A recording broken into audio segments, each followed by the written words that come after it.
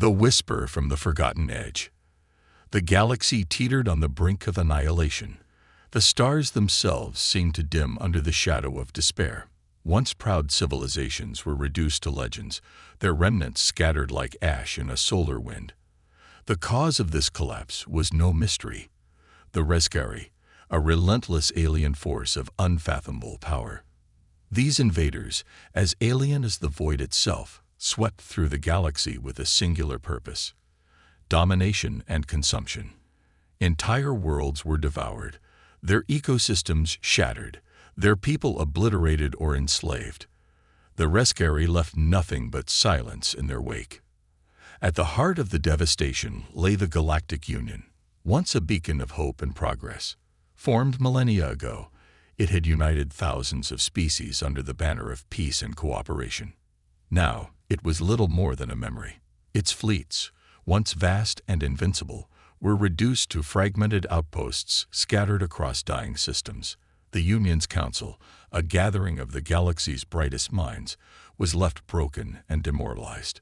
Their messages for aid were ignored, their cries for help unanswered, until a whisper broke through the static. It was faint, almost lost amid the cacophony of cosmic radiation and debris. Yet it persisted, pulsing with an undeniable rhythm. The signal originated from a forgotten corner of the galaxy, a place so remote and unremarkable that it had been omitted from most star charts.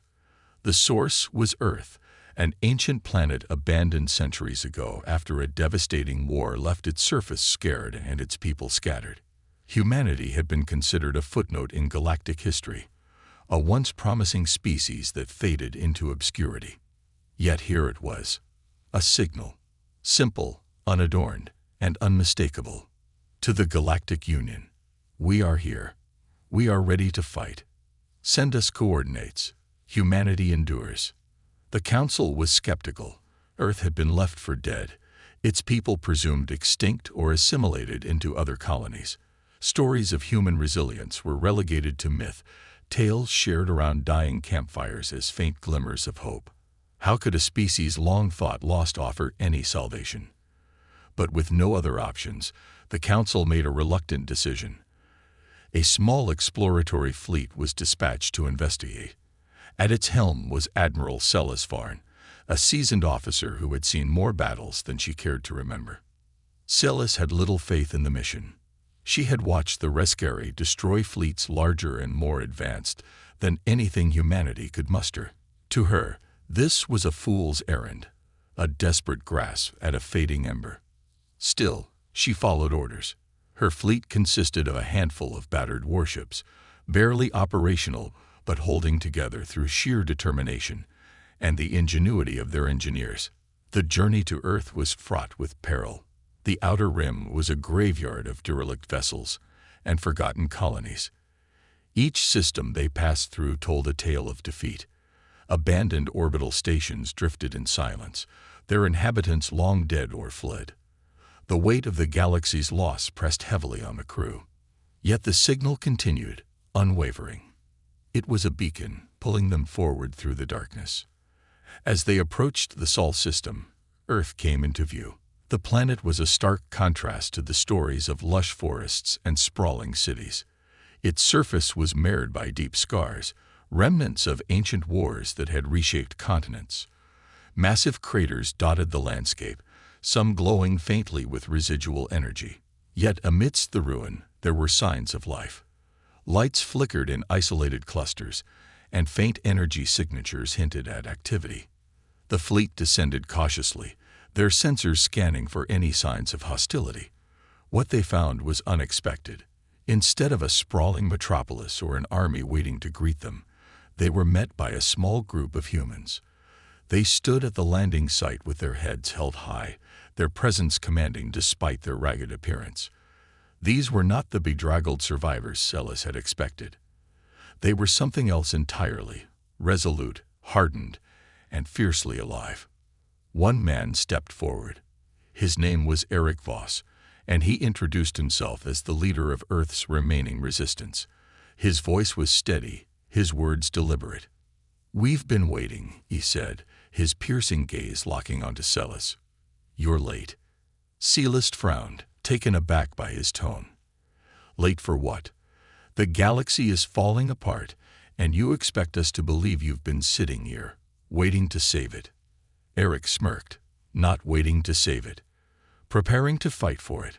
Follow me." The group led Celeste and her officers through the ruins of a once great city. What appeared at first to be rubble revealed itself as a cleverly concealed fortress. Beneath the surface, vast tunnels stretched for miles, housing workshops, laboratories, and training grounds. Humans of all ages and backgrounds worked tirelessly, crafting weapons and technology that Celeste had never seen before. Eric explained as they walked. After Earth's abandonment, humanity had been left to fend for itself. Isolated from the rest of the galaxy, they turned inward, focusing on survival and innovation. The challenges they faced forced them to adapt in ways no other species could. Over generations, they had developed technologies that defied conventional understanding, tools of war and survival born from desperation and ingenuity. "We don't have the numbers," Eric admitted, "but we have the will. And sometimes, that's enough." Celeste was skeptical. Willpower alone couldn't stop the rescue. She voiced her concerns, but Eric's response was unwavering. "Numbers didn't save the Union. Technology didn't either. What we have is different. You'll see." As the fleet prepared to depart, carrying humanity's leaders to the Galactic Union's remnants, Celeste couldn't shake a growing sense of hope. Perhaps this forgotten species, battered and broken but unyielding, was exactly what the galaxy needed. For the first time in years, she allowed herself to believe that victory was possible. The spark of innovation. The journey back to the remnants of the Galactic Union began with mixed emotions. Admiral Celeste Varn, a woman who had long mastered the art of suppressing hope, now found herself torn between skepticism and cautious optimism. The humans aboard her fleet were unlike any crew she had commanded. They were not trained soldiers or seasoned tacticians. Instead, they were engineers, scientists, and fighters, each one carrying scars of survival that told tales far more brutal than any Union officer could imagine. Eric Voss, the leader of Earth's resistance, spent much of the journey observing the Union's battered fleet. He walked through the corridors of the flagship, inspecting consoles, engines, and weaponry with a discerning eye. His expression alternated between fascination and restrained frustration. "It's impressive," he admitted to Celeste one evening as they stood in the observation deck overlooking the starry expanse. "Impressive for its time. But these ships won't last in a fight against the rescue." Celeste bristled at the critique. "They've held their ground longer than most fleets in the galaxy. What exactly do you propose we do? Wave a magic wand and rebuild centuries of technology in weeks?" Eric chuckled, his voice tinged with dry humor. "No magic wands, just human ingenuity. Show me your engineering bay." Reluctantly, Celeste complied. She led Eric and his team to the heart of the flagship's operations, where Union engineers toiled to keep the aging systems functional. The sight of Earth's newcomers sparked curiosity and, for some, indignation. One of the chief engineers, a grizzled Tauran named Jorik, stepped forward, arms crossed. "What do you think you're doing here?" Jorik growled, his tone thick with suspicion. "These ships are all we've got left. I won't have amateurs poking around." Eric didn't flinch. "Not poking. Fixing. If you're willing to let us help." Jorik's scowl deepened, but before he could protest further, Eric gestured for one of his team members, a young woman named Mira, to step forward. Mira carried a small device, no larger than her palm, which she held out for Jorik to examine. "This," she explained, "is a nanite-infused repair module. We developed it on Earth to salvage what little we had left after the wars. It's not just a patch job. It restructures damaged materials at the molecular level. With your permission, we can demonstrate." Jorik grunted but allowed it. Mira attached the device to a fractured power conduit that had been a persistent thorn in the engineering team's side. Within moments, the module activated. Tiny, Shimmering particles swarmed the conduit, fusing it seamlessly. The engineers watched in stunned silence as the power systems roared back to life, operating more efficiently than they had in years. Jorik's eyes widened, and he let out a low whistle. "I'll be damned. What else have you got?" Eric grinned. "Plenty, but we'll need access to your weapon systems next. The weapon that could turn the tide." Over the following days, Earth's team worked tirelessly alongside the Union engineers. They overhauled propulsion systems, reinforced hulls with new alloy compositions, and integrated advanced targeting systems. The most significant breakthrough came when Mira unveiled a prototype for a weapon Earth had been developing in secret: the Disruptor Lance. Unlike conventional energy weapons, the Disruptor Lance didn't rely on brute force. It emitted a highly concentrated pulse of electromagnetic energy that destabilized the molecular structure of Rescari ships. Initial simulations suggested that even the most advanced Rescari armor would crumble under sustained exposure. Silas watched the tests with growing astonishment. The humans' resourcefulness was undeniable. Every invention they brought forth had been forged in the crucible of survival, designed not just to function but to adapt and overcome. "What's the catch?" she finally asked Eric during one of their late-night discussions. "There's no way you developed all of this without sacrifice." Eric's expression darkened. "The catch is simple. We had no choice.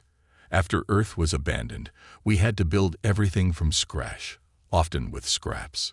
We failed more times than I care to count, but every failure taught us something. We don't give up, Admiral. That's what makes us dangerous." The first test. With the Disruptor Lance installed on one of the smaller Union frigates, it was time to test it in live combat. The fleet had intercepted a Rescari scouting vessel near a derelict system. The Union officers were hesitant, knowing the risks, but Eric was insistent. "If we wait, they'll find us anyway," he said. "Better to strike first and see what we're up against." The frigate, now christened Endurance, approached the Rescari vessel under cover of an asteroid belt. The enemy ship was massive, its black, chitinous exterior shimmering with a bioluminescent glow. It moved with an eerie grace, a predator confident in its dominance. Silas watched from the flagship's command deck as the Endurance closed in. The Rescari ship detected them almost instantly, turning to face its challenger. For a tense moment, the void between the two vessels was silent. Then the Rescari fired. The Endurance trembled under the impact of the first volley, but its reinforced shields held. In response, the Disruptor Lance activated. A beam of concentrated energy lanced across the void, striking the Rescari vessel dead center. For a split second, nothing happened. Then the alien ship began to fracture. Its armor cracked and peeled away as the molecular destabilization spread like wildfire. The vessel convulsed, its bioluminescent glow flickering erratically before it exploded in a brilliant burst of light. The crew erupted into cheers. Silas felt a surge of hope she hadn't known in years. The impossible had happened. A Rescari ship had been destroyed, and it had been humanity's ingenuity that made it possible. A fragile alliance. The victory was a turning point, but it came with its own set of challenges. News of the Disruptor Lance spread quickly through the Union fleet, and not all were eager to embrace humanity's involvement. Some saw the humans as reckless upstarts, while others resented their sudden rise to prominence. Eric, however, was unfazed. "They'll come around," he told Silas. "People fear what they don't understand, but they'll see the results soon enough." As the fleet prepared for its next mission, Silas couldn't help but feel the weight of what lay ahead. The Disruptor Lance was a powerful weapon, but it wasn't a miracle. The Rescari would adapt, just as they always had. And while humanity had proven its worth, there was no guarantee of victory. Still, for the first time in years, there was a spark, a glimmer of defiance in the face of overwhelming odds. And that spark, Silas realized, was what the galaxy had been missing. Humanity had returned, and it was ready to fight. The Rescari strike back. The galaxy was a vast place, and news traveled slowly through its fractured remains. Yet, when word of the Union's improbable victory over a rescue vessel spread, it traveled with an almost electric urgency. Across scattered outposts and desolate star systems, whispers of hope began to surface. If a single fleet armed with human ingenuity could defeat the rescue, then perhaps all was not lost. But hope is a double-edged blade. The rescue, though alien in every conceivable way, were not without intelligence. Their hive-like network communicated seamlessly across light years, pooling their collective knowledge and adapting at an unsettling pace. The destruction of one of their ships had not gone unnoticed. The humans' disruptor lance had disrupted more than just molecular bonds. It had challenged the rescue's perceived invincibility. And now, they sought to rectify that insult. The warning from the void. The first sign of retaliation came in the form of a broadcast. It wasn't a signal of words, for the rescue had no need for such things. Instead, it was a visual feed, beamed directly into the communication systems of the Union fleet. Silas and her officers gathered in the command deck as the image flickered to life. A Union colony, one of the few still clinging to survival, appeared on the screen. Its atmosphere shimmered under an artificial dome, a fragile bubble of life in an otherwise hostile world. For a moment, the image was tranquil, almost serene. Then the rescue came.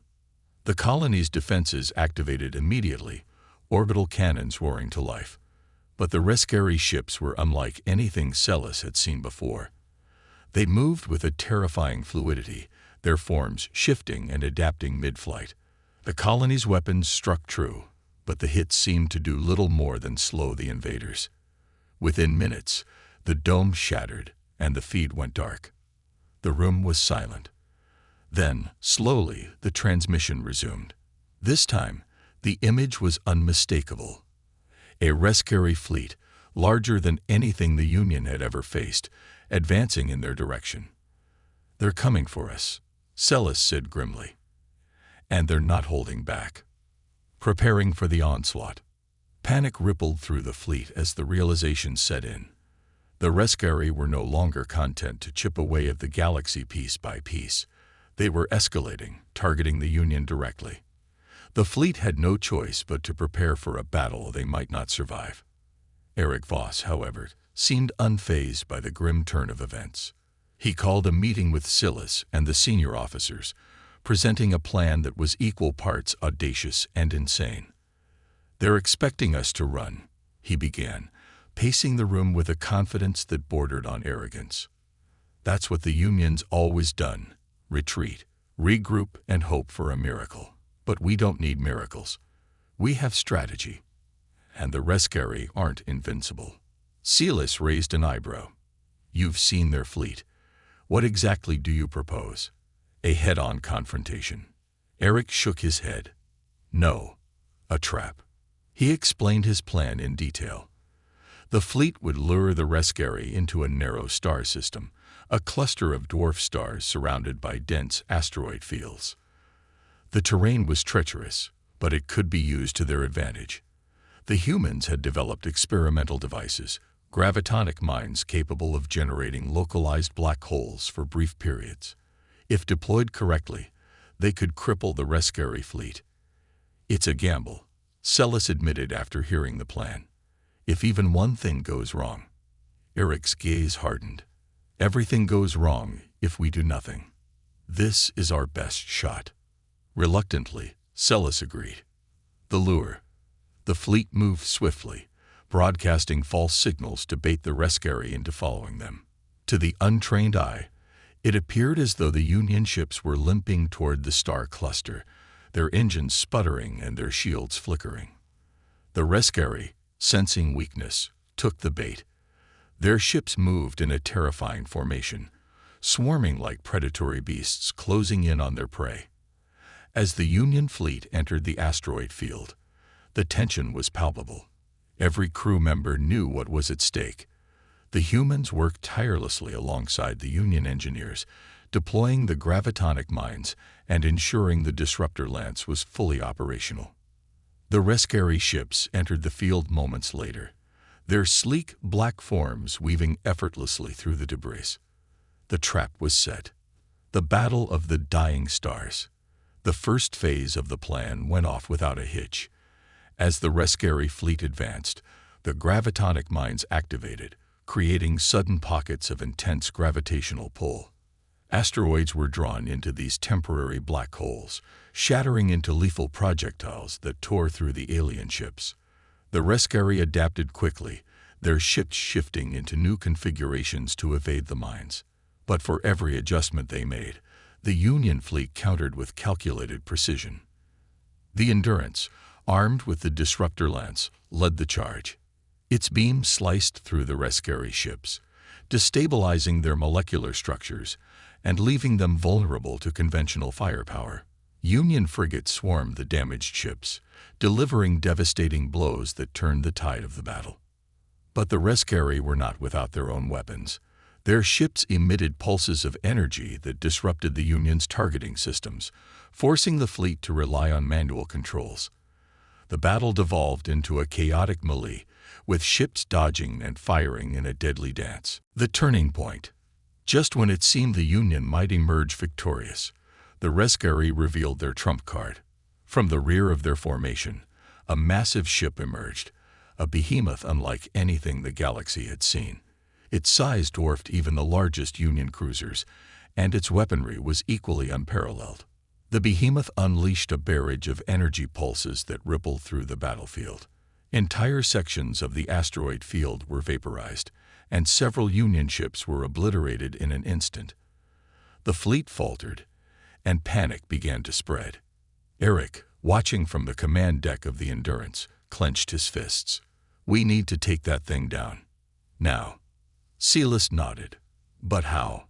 The disruptor lance isn't strong enough to pierce its armor." Eric's expression hardened. "Then we improvise." He ordered Mira to modify the disruptor lance, amplifying its power output far beyond its intended limits. The process was dangerous. If the system overloaded, the entire ship could be destroyed. But there was no other choice. As the Endurance approached the behemoth, the rest of the fleet provided cover, drawing fire away from the frigate. The disruptor lance powered up, its beam glowing brighter than ever before. The crew braced themselves as the weapon fired. The beam struck the behemoth directly in its core. For a moment, nothing happened. Then, cracks began to spread across its surface. The Rescary ship convulsed, its massive form tearing itself apart from within. In a blinding flash, it exploded, sending shockwaves through the battlefield. Aftermath.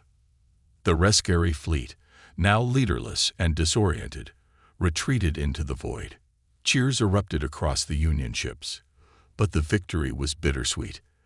The fleet had suffered heavy losses, and the battle had revealed just how far the Rescary were willing to go to crush their enemies.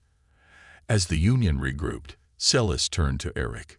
"You were right," she admitted. "We can fight back, but this was just one battle. The war is far from over." Eric nodded. "Then we'd better get to work. This galaxy isn't going to save itself." For the first time, the galaxy had a reason to hope. Humanity had shown that even against impossible odds, there was always a way to fight back. But the Rescary were far from defeated, and the real war was only beginning.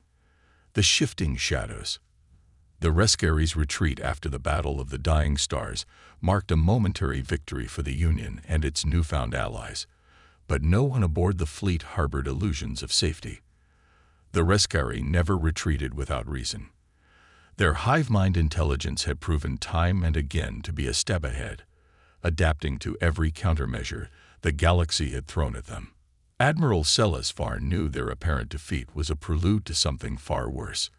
They weren't just regrouping, they were evolving.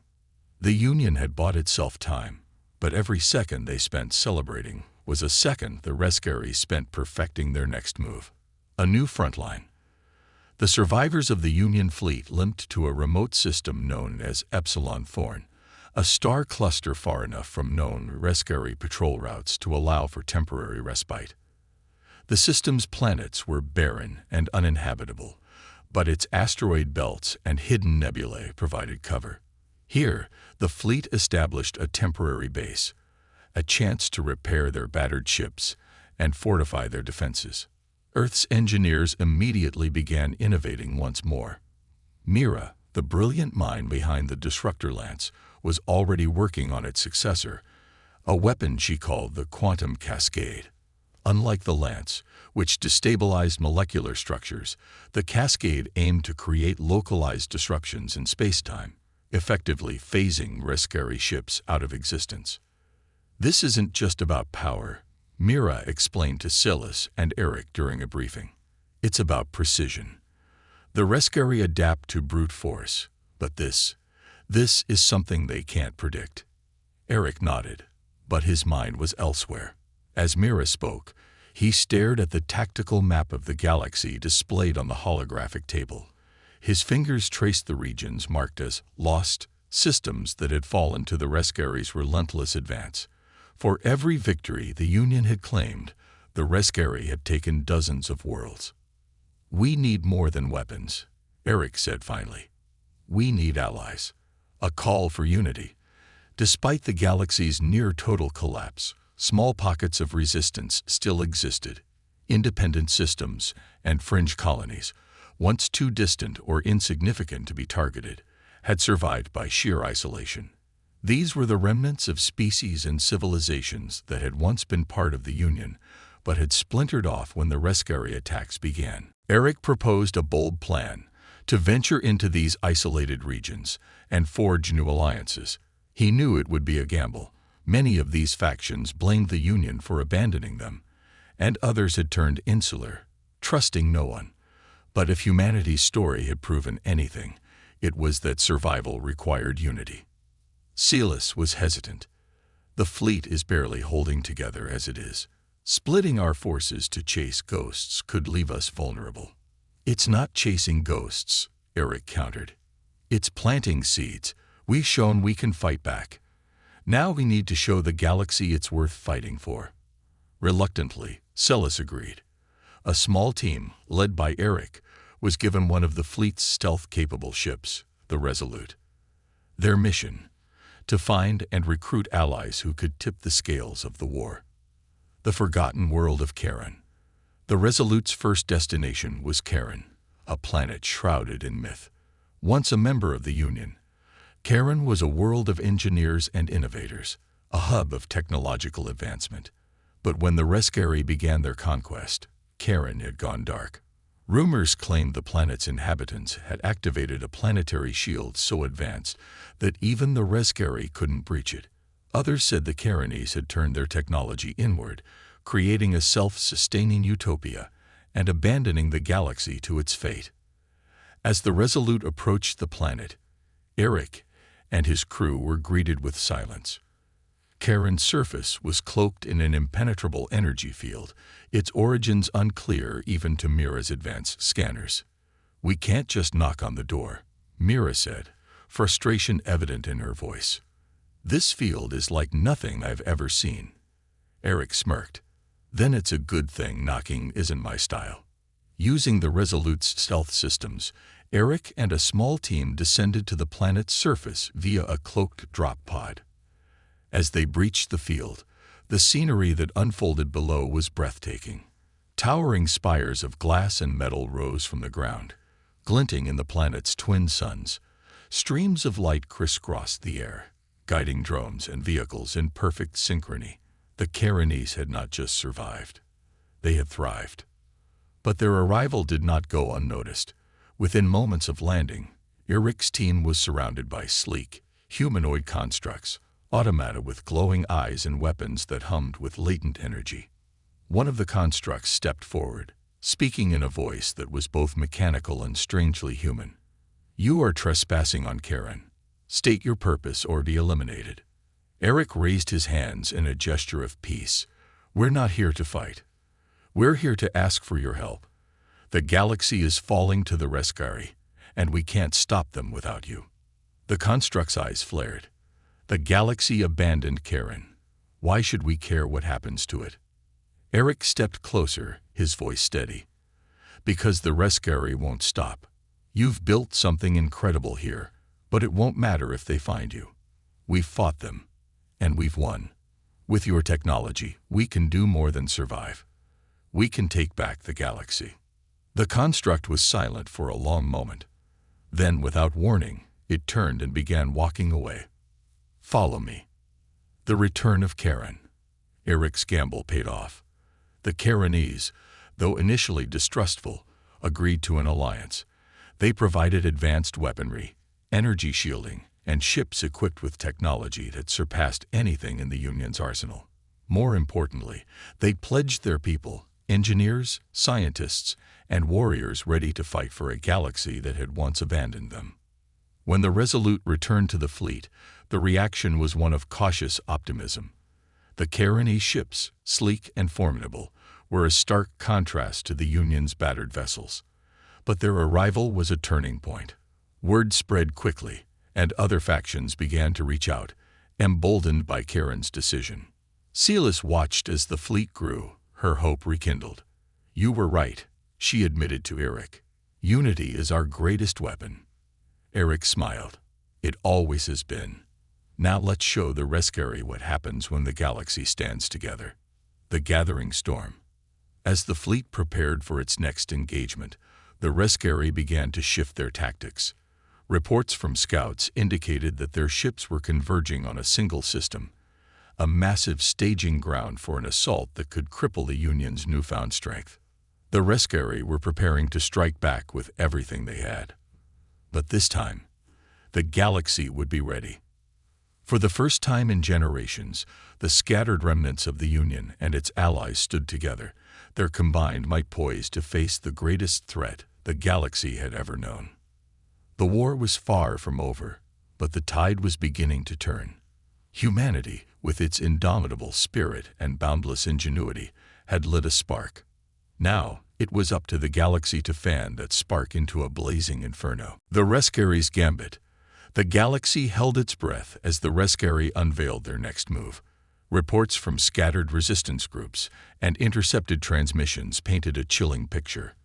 The Rescari weren't merely regrouping. They were converging. Deep in the void of space, at the edge of an unstable nebula, they were assembling an armada so vast it dwarfed anything the galaxy had ever seen. The purpose of this terrifying gathering was clear. A single devastating strike meant to crush the Union and its fledgling alliance in one swift blow.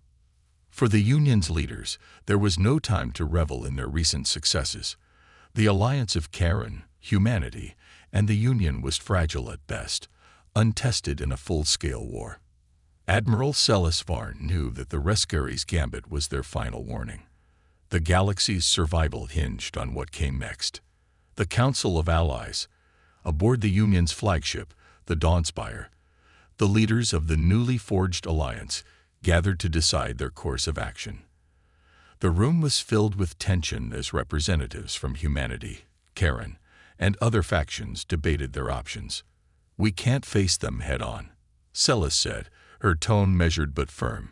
"Their fleet will annihilate us if we try. We need to strike at their heart, disrupt their coordination." Eric Voss stood at her side, nodding in agreement. The Rescari rely on their hive mind. It's their greatest strength, but also their weakness. If we can sever their connection, even briefly, their fleet will descend into chaos. The Karenese envoy, a tall figure with a crystalline exoskeleton named Soren, interjected. "Our analysis suggests their hive mind nexus must be nearby, likely at the center of their fleet. If we can locate and destroy it, the Rescari will lose their coordination." Mira, Earth's lead engineer, stepped forward, her holographic display projecting a schematic of their newly developed weapon. The quantum cascade. "We've refined the cascade to emit a targeted space-time disruption field. If we can get close enough to the nexus, this weapon can destabilize it. But it's a one-shot deal. Once we fire, the weapon will burn out." Soren tilted his crystalline head. "One shot is all we'll need, if we can reach it." The room fell silent. Everyone understood the stakes. The plan would require a small strike force to infiltrate the heart of the Rescari fleet, using stealth and speed to reach the Nexus. It was a mission with slim chances of survival, but no one argued against it. There was simply no alternative. The volunteers. The Resolute, humanity's stealth ship, was chosen for the mission.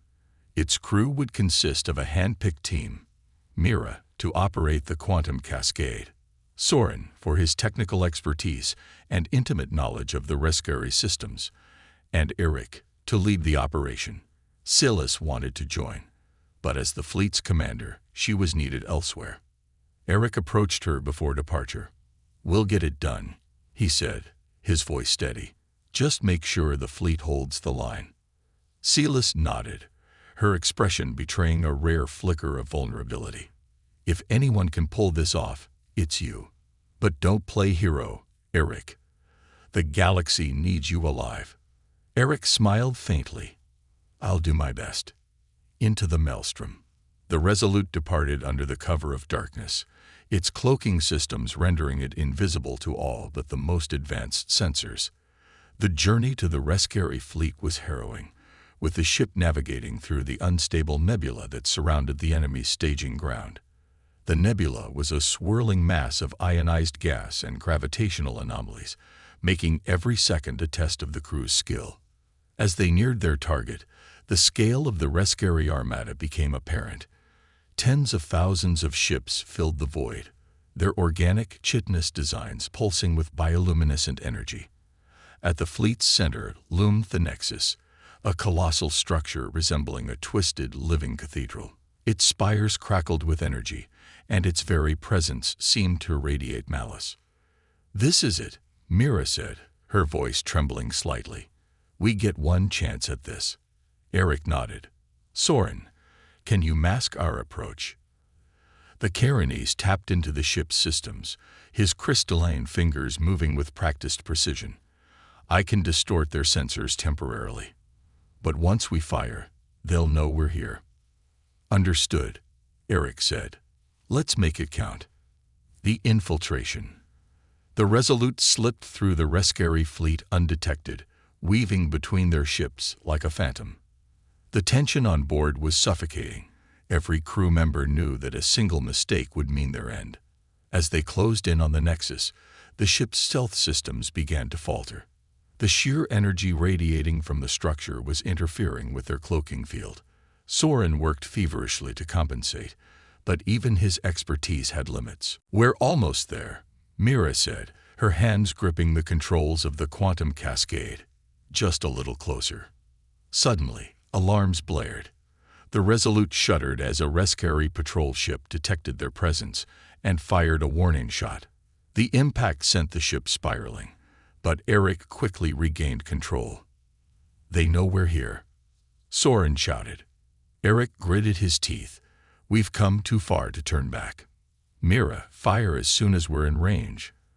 The Resolute charged toward the Nexus, dodging incoming fire from the Rescary fleet. The ship's hull groaned under the strain, and sparks flew from damaged consoles. But the crew pressed on, their resolve unshaken. Finally, they'd reached the target. The quantum cascade powered up, its energy readings spiking to dangerous levels. Mira's fingers flew over the controls as she aimed the weapon directly at the Nexus's core. Firing in 3, 2, 1. The cascade. The quantum cascade unleashed a blinding surge of energy, its beam cutting through the void like a blade of pure light. The Nexus convulsed, its spires cracking and collapsing under the assault. For a moment, the Rescary fleet froze, their hive minds severed. Ships collided with one another, their pilots lost without the guiding intelligence of the Nexus. But the strain was too much for the Resolute. The ship's systems overloaded, and alarms screamed as fires broke out across the bridge. "We're not going to make it," Mira said, her voice breaking. Eric refused to accept defeat. "Soren, activate the emergency jump drive. Get us out of here." Soren hesitated. "The drive is unstable. If we use it now." "We don't have a choice," Eric barked. The Carinese activated the jump drive, and the Resolute was enveloped in a blinding flash of light.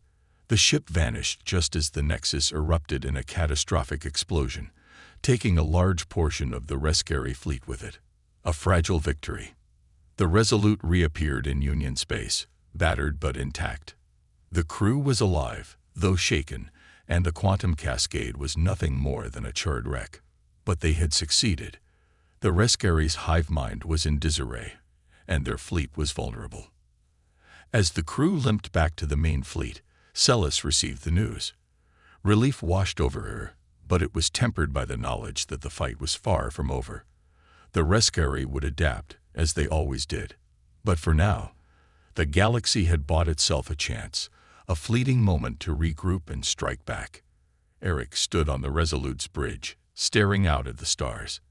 The cost of their victory weighed heavily on him, but he knew the battle wasn't about him. It was about giving the galaxy something it hadn't had in a long time: hope.